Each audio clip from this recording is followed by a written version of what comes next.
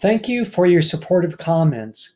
Some of you have asked for a cost minimization example, and that's what we're going to be doing today, a linear programming with cost minimization.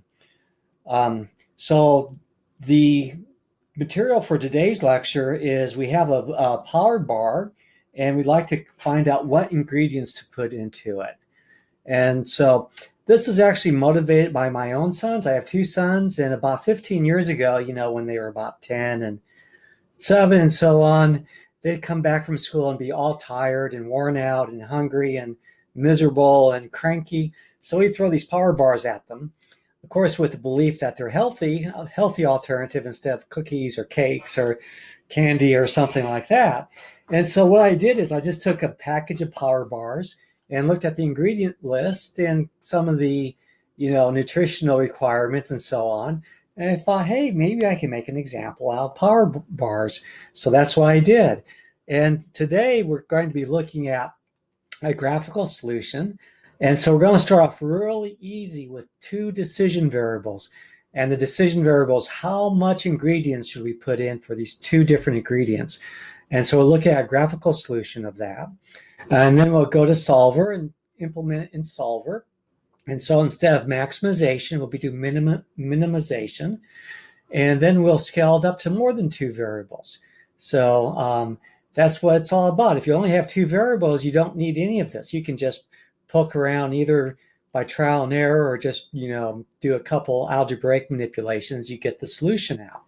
But when you have 5 variables, then it becomes a lot tougher.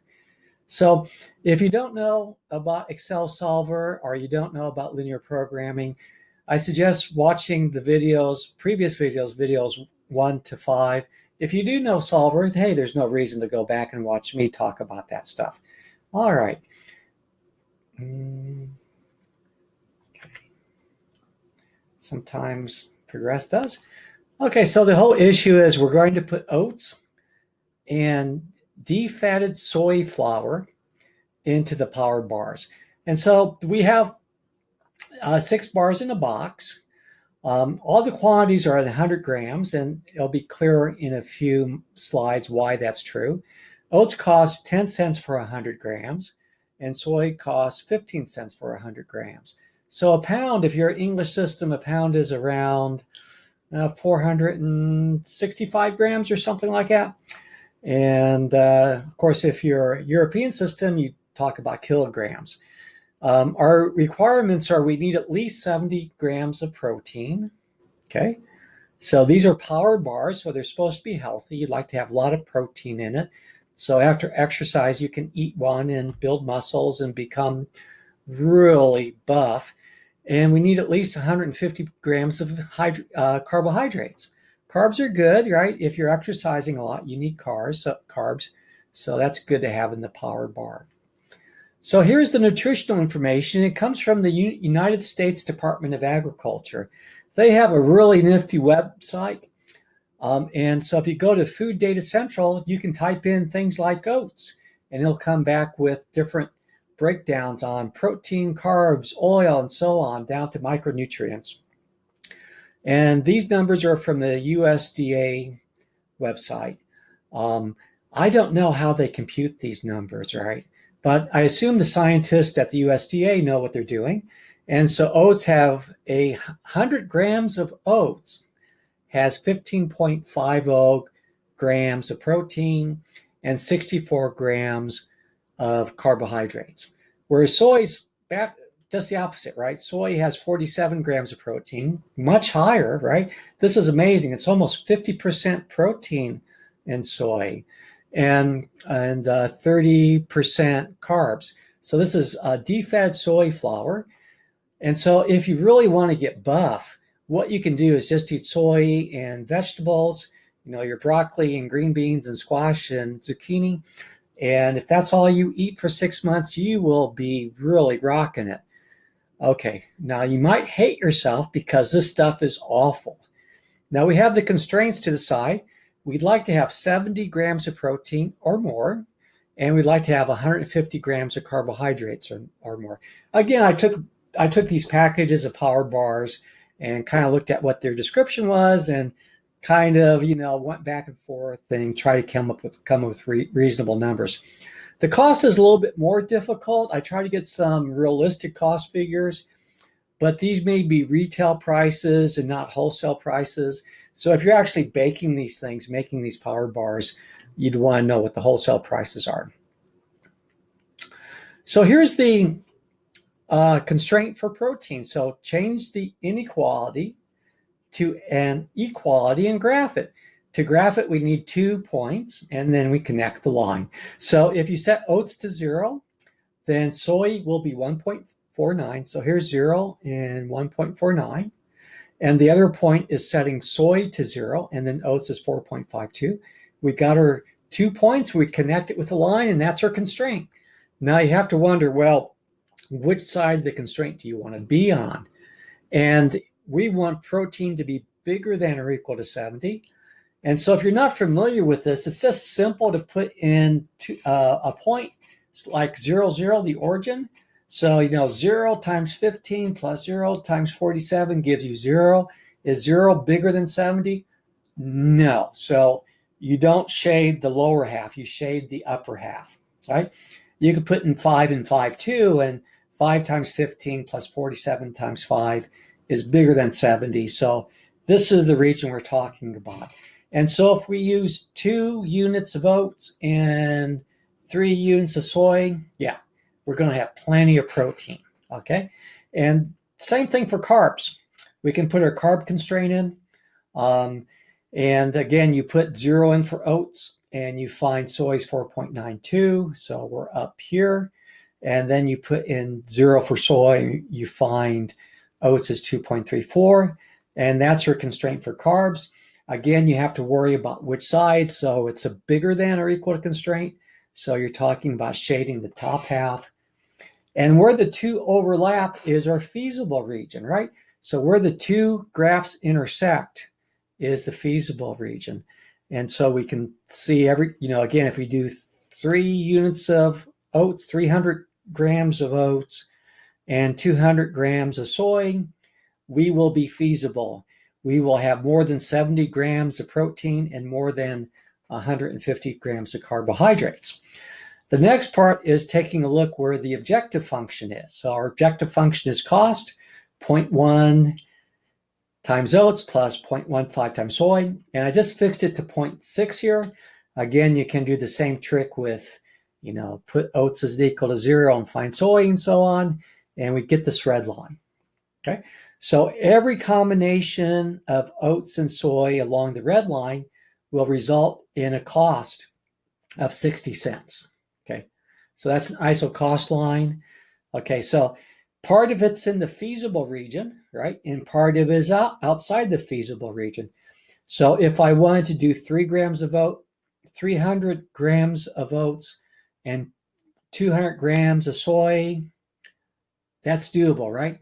That gives me a cost of 60 cents, and it gives me all the protein and all the carbohydrates I need. Whereas if I come out here to, let's say, 0.5 and 3.5, I'm outside the feasible region, no can do, won't give me enough protein, won't give me enough carbohydrates. Okay, and so if we take just look at an Excel file with that in it, and slideshow maybe. So this is at 0.6. So this is pretty expensive, right? I'm getting plenty of protein, I'm getting plenty of carbohydrates, but it's kind of expensive. I wonder if I can do better, right? I want to make those criteria, but not be so expensive. So I can ratchet it down, okay? 58, 56. And as I decrease the cost, that ISO cost line does what? It goes down. And so I'm still feasible. I'm looking good. My cost is going down, down, down. Where should I stop? Well, obviously, by now, I'm going to stop there. So just where my ISO cost line just hits, right? My efficient frontier. So the lower boundary is my efficient frontier. And just where this just intersects with each other, that's my sweet spot, right? Where they just kiss each other. And my cost is 32 cents. You say, well, hey, 32 cents. Can I do better than that? Well, you can try 30 cents, 28 cents, and so on. But now, of course, you're totally outside the feasible region. If you did any of these solutions, yeah, it's low cost. I like that. On the other hand, though, I'm not getting the protein and the carbohydrates as advertised. So I don't like it. And so I want to go back to that's where my feasible area is going to be. Okay, so let's go and put this in Solver. And let's see. Oh, I already have it locked up. Let me just go ahead and delete it. I'll just retype it in again. So you want to start at the top with the cost function, the objective function. And the objective function is I like to put oats in and how much soy I'm going to be using. And so I have those amounts. These are my decision variables in 100 grams, right? And just to get started, let's do 2 and 4. And then I have the cost. And my costs are 10 cents, 0.10 for 100 grams. Cost per 100 grams. And then 0.15. Okay. And then I have the total, T-O-T-A-L.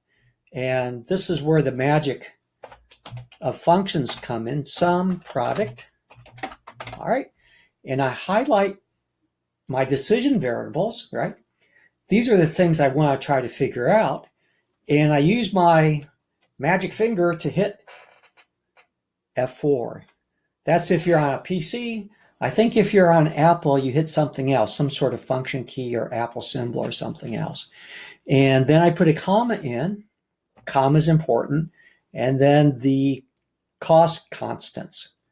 And I go like that. Okay. And that gives me 0.8. So what that is the sum product takes 2 times 0.1 plus 4 times 0.15, and that's where the 0.8 comes in. So when these things change, right, the total changes, right? So Solver is going to be changing these numbers, the oats and soy, and tries to minimize the total. So let me get that out of there. But I have to pay attention to my constraints, and there's soy. Let's soy total, and okay.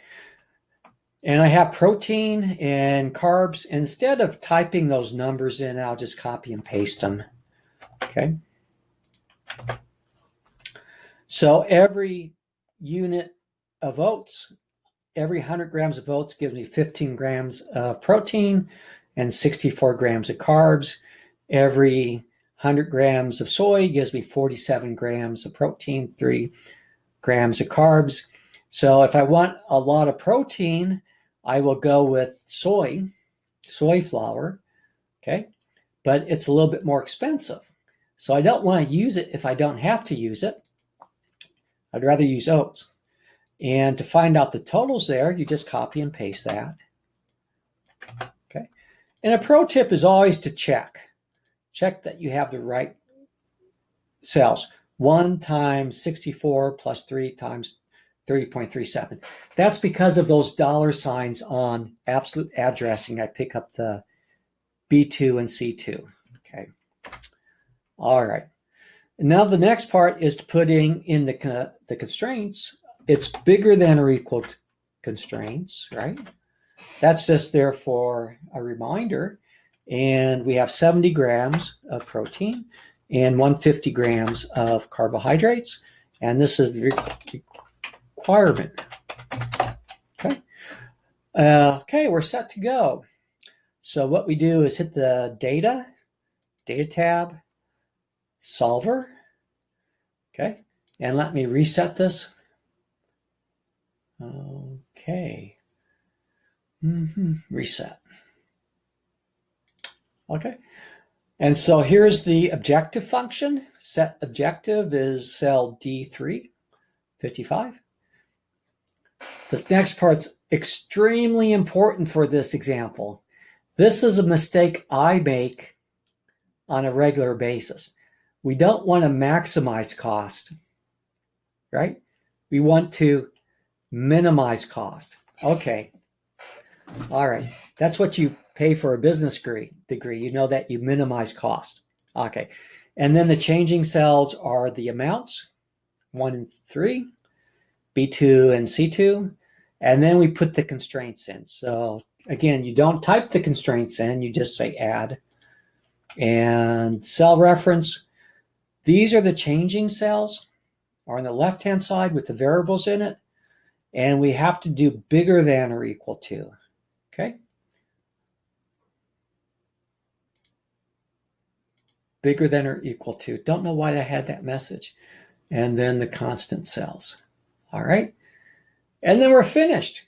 You're finished. You say, okay. And there it is. Okay.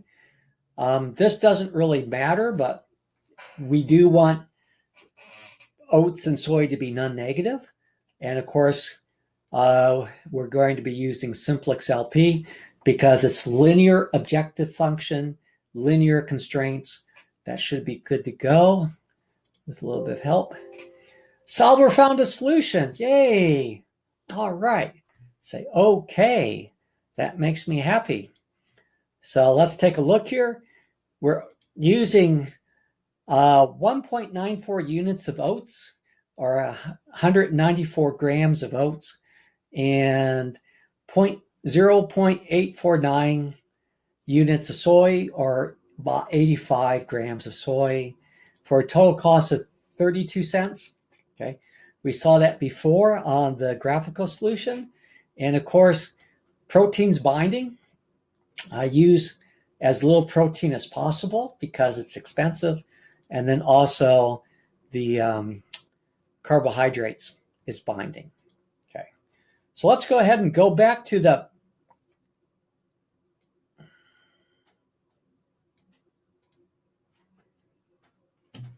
PowerPoint show and mess around with the monitors.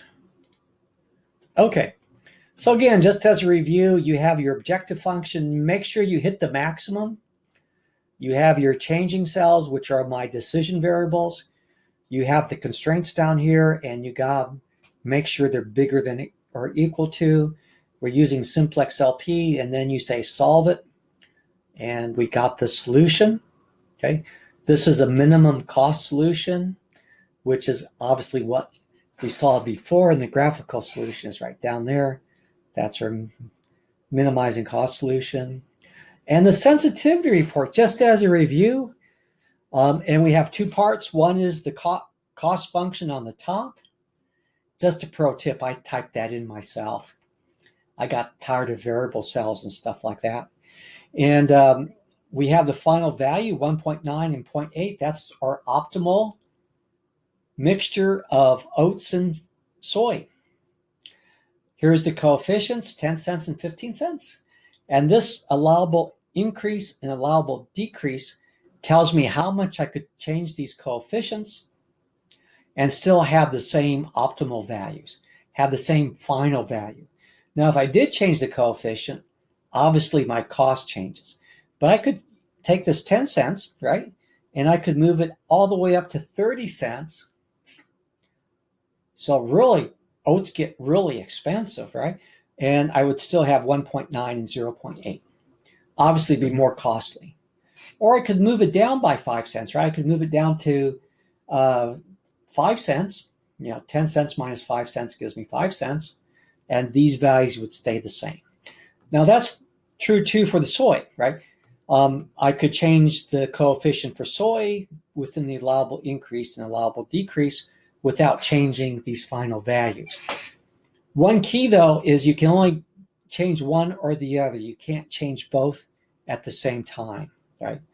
If I said, I'm going to put oats up to 20 cents and soy down to nickel, I just have to rerun the whole rerun solver, which is kind of trivial for us, but in a real commercial application, it might be very bothersome. Okay, the second part is looking at the constraints. Constraint right-hand side is what we typed in, 70 grams and 150. That's our goal. We wanted 70 grams of protein or 150 grams of carbohydrates. This is what we found, 70 and 150. That's what Solver found for us. And those are binding, right? Those two constraints are binding. And so they have shadow price. And so the shadow price for an additional, okay, gotta think this through. If you required 71 grams of protein instead of 70 grams of protein, right? How much would the cost go up? The cost would go up by 0.0025. Okay. So if we were to increase the amount of protein in our power bar, our cost would go up. Okay. And of course, the allowable increase and allowable decrease tells you over what range. What range? For example, if we went up by 10 grams from 70 to 80, that's 10 is within the allowable increase, and our cost would go up by 0.02, right? It'd be the shadow price times 10 grams. We could go up by 100 grams, in which case we'd have to move this decimal point over 2 spots. Our price would go up by 25 cents. Okay. Same thing for carbs. So the shadow price for carbs is 0.0009. Okay. So every additional gram of carbohydrates that we require in the formula, the price goes up by a tiny bit. So one of the things to notice here is that a gram of protein is more expensive for us, right, in terms of our cost and our problem than a gram of carbs. Okay. Same thing happens if I decide to reduce it, right? So if I reduce it down to 60 grams instead of 70, then the cost would go down by 2.5 cents. Okay. So, yep, that's the shadow prices. Now this scales up, right? So the graphical solution doesn't scale, right? You can draw two variables, you can plot it, you can solve it. It's a nice couple hours of work doing that, but you can't scale it up. Okay. And so now we have 5 variables. I said 6. We're going to add carob. Oh, what's carob? That's a fake chocolate, the rat's chocolate. It's really miserable stuff. I don't know whoever invented it. But lots of very health conscious people pretend that carob isn't going to hurt them, so they eat carob. Walnuts is very good for you, right? Good protein, good oils. Should eat some nuts, but we can put carob and nuts in it. We need some sugar just for taste because, just oats and soy is really awful. So you got to sweeten it a little bit. People like sweet stuff. Okay. And healthy label, but sweet on the inside. Okay. And oil, we need oil for consistency, right? If you don't have oil, it's just kind of powdered, yucky, crumbly stuff nobody in their right mind would eat. If we put some oil in it, kind of smooths it out, makes it a little bit creamy and delicious. Okay, so we're going to add sugar and oil constraints. So we talked to our chef, say, hey, you made this without oil and sugar. It was awful. How much should we put in? So it's 0.1, got to put some sugar in, got to put some oil in. And we're going to add a fat constraint. We want no more than 30 grams of fat. Okay. Fat's bad for a health bar. If we had a lot of fat and sugar, it'd be called a candy bar or a cookie or a brownie or something else, a scone or muffin. Okay, but we want to have a health bar, power bar. Okay, so here's just the parameters again. This is from the USDA website with carob. Carob has a lot of fat in it. Walnuts have a lot of fat, but it's good fat, and it has a good amount of protein too. And then sugar is, of course, all carbs, and oil is all fat. Okay, and so here's the model. The cost: 0.1, 0.15, carob's 0.3, walnuts 0.7, sugar 0.6, 0.4. Okay, turns out that low fructose corn syrup is extremely cheap, especially compared to cane sugar. Okay, that's why you either could take fresh ingredients and carefully cook them with herbs and spices to make a delicious dish, or you could just pile in a bunch of sugar, a high fructose corn syrup, and a bunch of oil, and forget about freshness and have something tasty. Okay, so that's what we're doing here. And here's the solution. Just setting it up, we have the cost, and then the amounts and the objective function, and then the constraints just expanded out. What might look a little bit funny is this row for sugar. So sugar is just 1, and I want to make sure I have at least 0.1 time 0.1 times 100 grams of sugar. No, 0.1 grams of sugar. Okay, and the same thing for oil. So just 0 and then 1, and that brings that 0.1 here. And here's the fat constraint, right? So all these constraints are bigger than or equal to, and the fat constraint is a less than or equal to. Okay, and so you got to put that in separately. And so, maybe just to demonstrate it, let's go back to the file. This is the one. Let me pull it up and just re-put solver in just to show you that. Reset all. Yeah. So again, we're going in with the total cost. We're minimizing it by changing all of these little rascals up at the top. We want to add constraints in, and we add in these constraints, and they're all bigger than or equal to. All right. And now I'd like to add the fat constraint. So I say add for the second one, and that's the fat constraint. And it's less than or equal to, and then this side. Okay. Then I hit OK. I'm done. Okay, I'm done. It has the fat constraint. H11 is less than or equal to J11. And then the nutrition constraints, protein and carbs, and then also sugar and oil is bigger than or equal to. Simplex LP, and I go, hey, solve. So, okay, do sensitivity if you want. And there's your solution, right? Okay, so you can see that we're picking up the sugar and oil, but at the minimum amounts here. Okay, so let's go back to the slide and hit that. And okay, so we can see we're 1.7 oats, 0.9 soy, got the sugar in, 0.1 oil in. Total cost went up, went from 32 cents up to 41 cents. Okay, by forcing the carob and walnuts in, I increased the cost. Okay, so if you have a segment of customers who like carob and walnuts, you're making these bars for them. The question is, can you charge more money or not? Or do you have to price them just like the bars without carob and walnuts? Okay, but the cost goes up, right? It costs more money. Okay. And then we see that protein's binding, carbs are binding, sugar's binding, oil's binding. But fat, we didn't use up all of our fat. We had a total of 30 grams. We only used 21 grams. We haven't used all of our fat, so that is not binding and it has a slack, right? It's slack. Okay.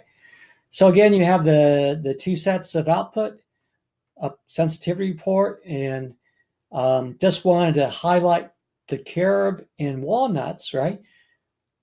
We're having 0. They're too expensive and they have too much fat. Don't use them. The reduced cost is a fun little nifty thing. It says, hey, if you could reduce the 0.3 down to a nickel, right? 0.3 minus 0.25 gives you 5 cents. Then you'd start using carob. Same thing for walnuts. If the price of the walnuts went down by 0.648, I doubt that happens because currently there's 0.7 for 100 grams. But if you could force the price down by that much, you'd start putting walnuts into the mix. Okay. Down here, fat use, of course, shallow price is 0 because it's slack, right? 21 versus 30. And then you have these different shallow prices. Sugar used, right? That's a binding constraint. Is sugar and oil is relatively expensive. But between protein and carbs, again, increasing the amount of protein you have to put in increases your cost quite a bit.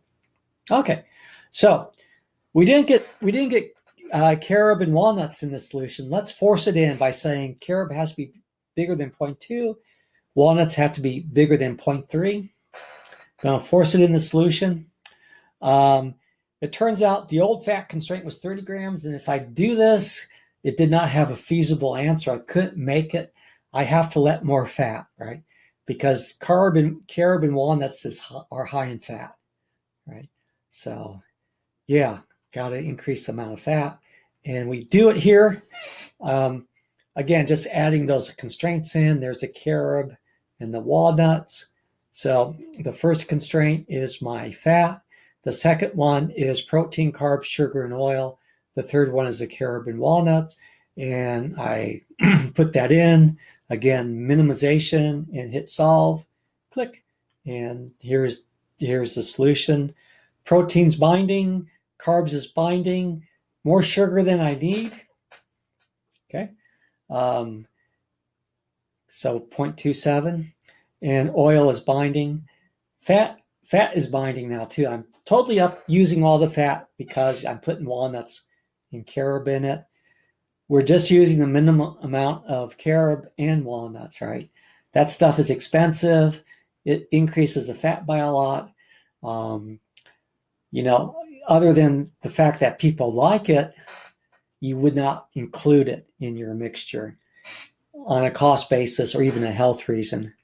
Okay, so shallow price, just want to focus on one more thing, and that's the shallow price for fat. It's negative. What does that mean? What does a negative shallow price mean?